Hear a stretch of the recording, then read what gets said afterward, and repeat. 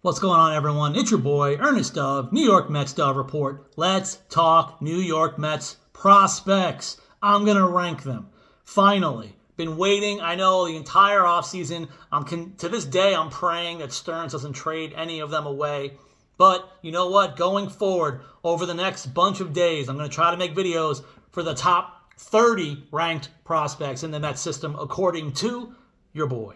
That's the plan. Along with this video, I'm going to come up with the guys who didn't make the list. I'm going to make an honorable mention section. One important thing to note, though, as I make my prospect rankings from 30 all the way to 1 after today's video, keep in mind I've made certain decisions. I am not going to be ranking pro athletes who have never stepped on a pro baseball field.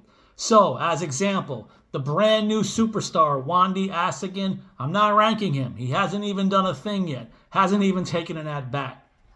Not really going to rank a lot of the guys from the 2025 draft. I have a couple of the top ones, of course, but I'm also leaving other guys off from that draft class as well because, again, I want to try to put some versions of respect to my rankings, the best that I can, even with my biases. So I want to start off, again, with my honorable mention rankings. I'm going to give you 10 names, 10 prospects, a lot of them in the lower minors. Guys you need to keep an eye on in the MILB pages and the MILB TV packages of all you minor league junkies out there. Some of the low minors guys, A-ball, double-A, maybe, even down to guys coming stateside. I'll give my thoughts on all of them, and in the comment section, if you guys can tell me, would you rank these guys in the top 30? Would you rank any of them in the top 20? Let me know in the comments.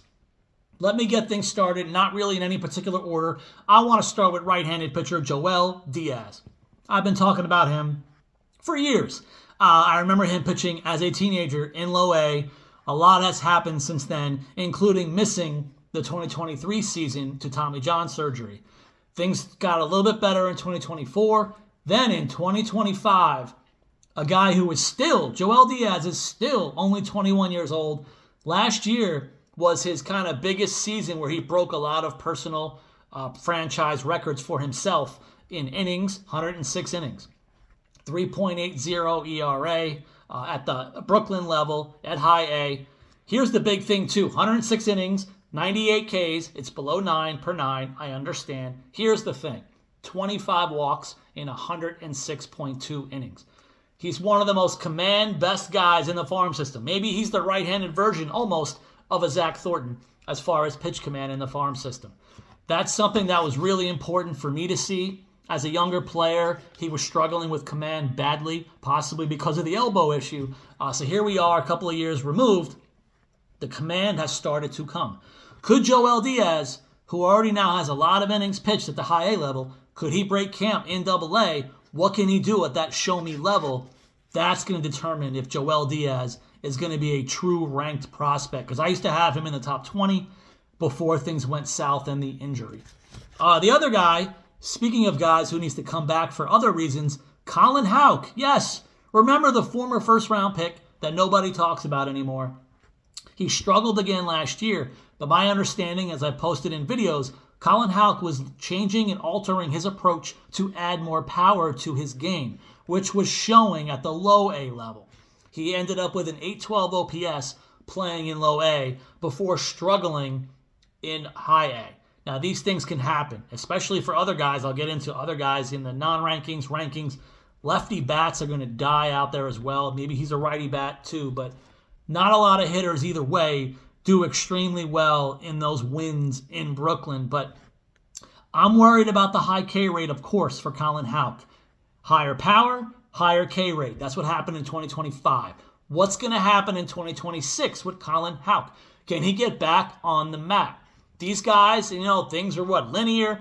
Player development goes in a lot of different ways. You have a guy like a Carlos Cortez who spent 7 years in the minor leagues as a high $1 million draft kind of signing bonus kid.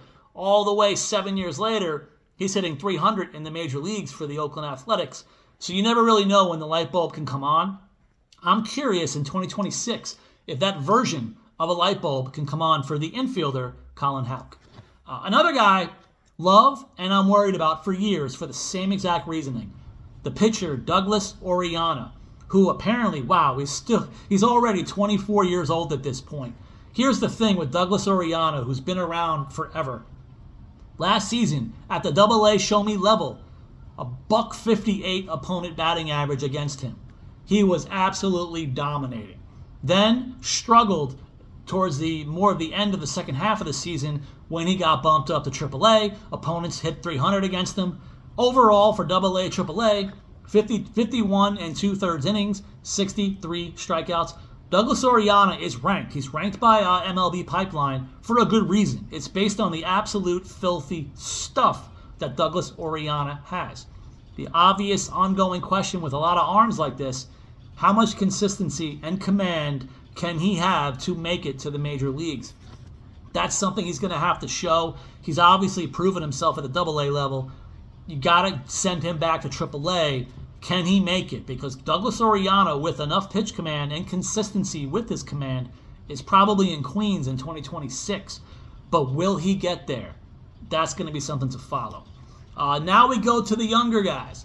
Let's start with Marco Vargas, who's now 20 years old. He got out the gates last year in low A. 13 games for the St. Lucie Mets. He hit .409. That's why they got him away from me real quick. Headed over to Brooklyn for the rest of the year, where he struggled. Again now, lefty bat, Brooklyn. The winds are terrible. He ended up hitting about .239 in Brooklyn. Still gets on base. Still an elite middle infield defender with speed. Stole 40 bases last year combined between low A, high A. So he's got the speed. He's got the glove. The question for even 2 years now, for a young player like this, IFA signing, on-base machine when he's at his best, physically, how much can he grow? Not even just player development-wise, everything else, plate approach. Like, pack on the pounds. Can he do a Ronnie Mauricio? Probably not with the weight gain. Can he do a version of a Jeff McNeil? Gotta pack on a little bit more pounds to Marco Vargas' weight. Then we'll see with the extra weight, if he puts it on, what kind of hit tool he'll have in 2026. Another young player, I'm basically going to mimic the same information. A little bit different. Jeremy Rodriguez, J-Rod from the Tommy Pham trade. He's now 19 years old. Feel like he's been around forever. Still only 19. Struggled all of last year in low A. 60 walks and 94 Ks. So he does get on base. 34 stolen bases. Hasn't been showing the power. Now, my thing with Jeremy Rodriguez, I've been hoping and praying that he would hit for more power even from last year because, again, I do not see him as an elite glove. I do not see him as an above-average glove. Am I maybe comparing him to a Mark Vientos? Perhaps, possibly. He may be even more of an athlete, perhaps. But I need a guy like Jeremy Rodriguez to have more and more of a hit tool and show the power in case, if he's able to make it in a few years, maybe he's going to have to make it in the corner spot, maybe at third base, more than a shortstop or even second. He's going to have to show the hit tool and doubles and home run power. Now even get some of the more of the younger guys. Julio Zayas. I was talking about him from 2 years ago, Dominican Summer League. I had him as a bat first defensive guy. So bat first. I've been curious where he would play positionally. He bounced around a few positions in 2024. Last year it was pretty much all either catcher or DH for his entire season last year in the Florida Complex League, where he hit .284 with a .400 on-base percentage.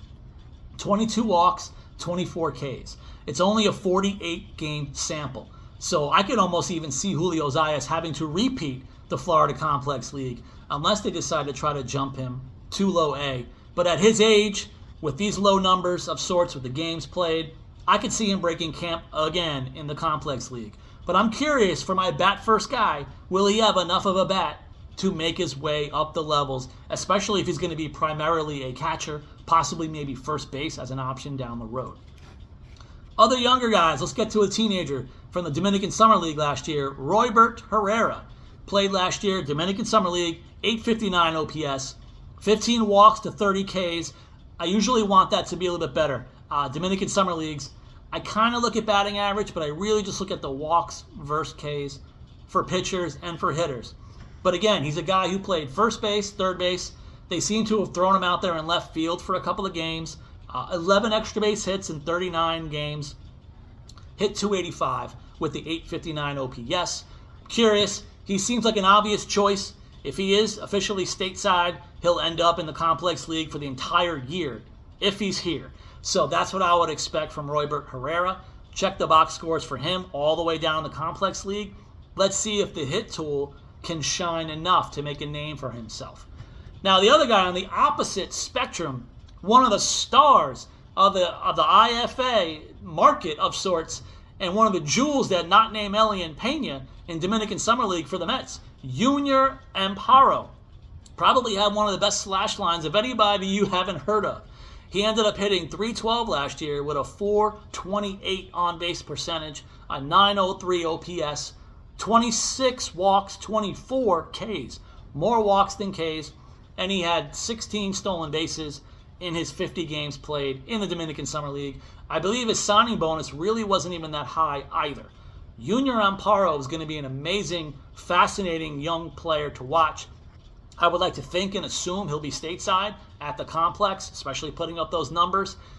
Definitely follow him. He seems like a guy who may become a ranked player by the end of the year, but first things first, stateside. Things happen stateside. Guys adjust in a lot of ways, especially from the Dominican, the Latin players. It's a huge adjustment to come stateside. I'm curious to see how he does. The last guy, flipping the script at the end, I probably could have put him as the top of sorts of the honorable mention guys, because he should probably be ranked. Brendan Gurton, who's 24 years old, last year in High A, opponents hit 197 against him, 76 in the third innings, 91 Ks, pitched mostly at the High A level. I believe he ended it a little bit in Double A. One of the reasons why I kind of detracted him from the rankings is because, yes, 24 years old, and also majority of the time he pitched in High A. So these are amazing stats. He has filthy stuff. With guys like this, we need to see them at this age at Double A. He could easily be a top 20-ish ranked player in the Mets farm system after this season, depending on how he does, presumably pitching a lot of innings now at Double A. Those are my guys. Next up, I'm going to go number 30 to number 1. You probably already know who number 1 is, but please continue to follow along. All my videos to come. I'm going 30 to 1. And I'm also going to be spending time over the next few weeks getting into some other stuff. Guys, I'm going to be at Clover Park. I'm going to have those media credentials. You're going to be seeing me with all the media folks, all the beat writers, and your boy Dove are going to be hand in hand. I'll see you guys throughout this time, throughout spring. Hope you continue to follow along, subscribe to my channel. Talk to you guys next time.